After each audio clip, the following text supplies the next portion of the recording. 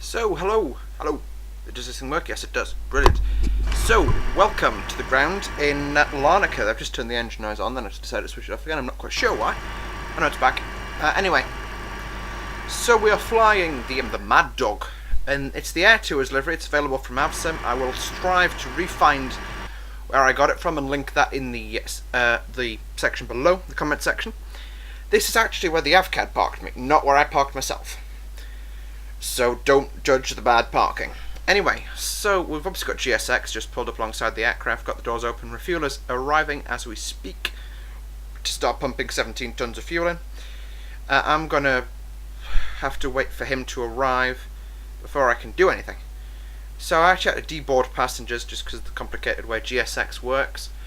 We are near enough the right fuel load now, but I've just got to add a little bit more in to make us fully fueled for this very, very long trip in the Maddog. So, it's the fact that everything's frozen now means that we're cutting. Oh no, it doesn't.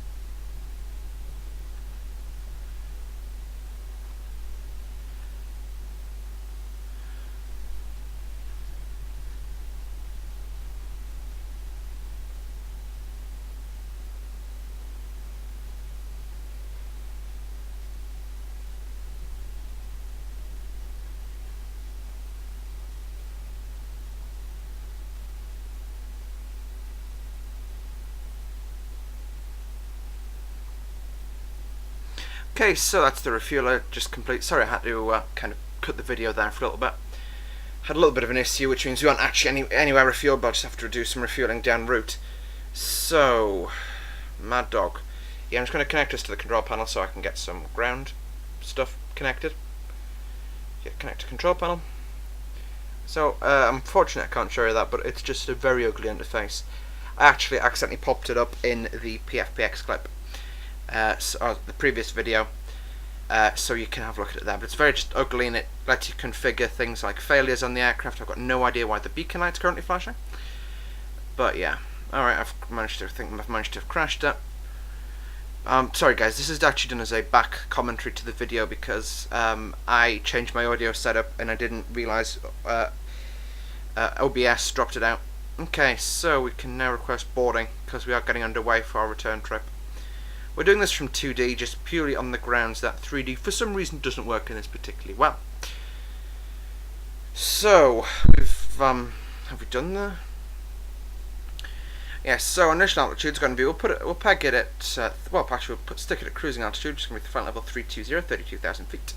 We can select takeoff limits to takeoff, and heading we can leave that for a bit. Can now quickly sort the overhead out. I'm not sure. Yeah, we've got some cautions there. Just need to switch fuel pumps on for all tanks because that's obviously where the fuel is. APU can come on. I know I had a problem with the APU. I'm not sure if it was in the previous recording to this or not.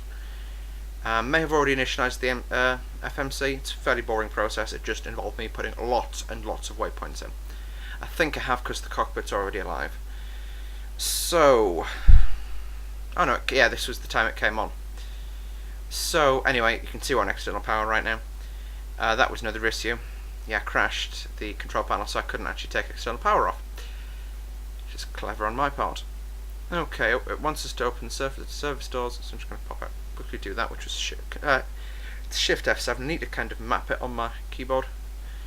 Yeah, I had a big issue because you see I can't do it through here for some reason because this is grayed out. If Leonardo publishing people, if you're watching this, please let me know what I did, because it doesn't work, quite frankly. So, I did. Luckily for us, though, when we did push out, it kind of sorted itself out. Oh, hello. Bit of a lag. There we go, locked spot rear. So, we just need to make sure we open the correct door. There we go, bang on the money. Passengers are getting on now. Bags are going to be arriving any minute. So, as I say, I initialized the FMC. It's a very simple FMC. I used the PMS version of the FMC, which is literally the route in the cruise level. That's all you put in, and the route, as you all know, was incredibly long. I tried to put a company route in, but for some reason that doesn't work with this software particularly well. Okay, yeah, you can see I put it in there. So if I put per finish, you can see it just asks for the transition altitude and the cruise wind. Now I'm pretty sure it was 6,000 here. I must have just given up on that. Now I've got the speed cards. Now for some reason the bottom half of my recording's chopped off. But you can see V1 is on a dry runway, so 130 knots. Oops, accidentally switched to landing speeds there. Yeah, so V1's 130, VR's 136, V2 is 143. And it's actually got everything configured correctly for the takeoff, which I just think is brilliant in terms of the speed cards. That it gives you the actual airspeed, and V2 plus 15 gives us the initial climb speed of 158 knots. There we go. So, okay folks, so I'm going to end the video very shortly now, because this is kind of the end of the pre-flight procedure, because you don't need to pre-flight it anymore after you've started, after you've pushed all the buttons that you need to push. We will wait, however, until everybody gets on board, and we'll just have a look at the animations a bit more. You can see I chose Swissport for my ground handling. I know Swissport ground handling do Thompson at Newcastle, so I'm assuming they'd probably end up doing them down route in Larnaca as well. See, but one of the issues is it's opened the catering door. Notice it's much smaller than the normal doors. So yeah, so you can see there's a back pressure door there. Now my theory was that you close the pressure door, then you raise the stairs. That's actually depressurized compartment there. So that's what holds the pressurization, is that door.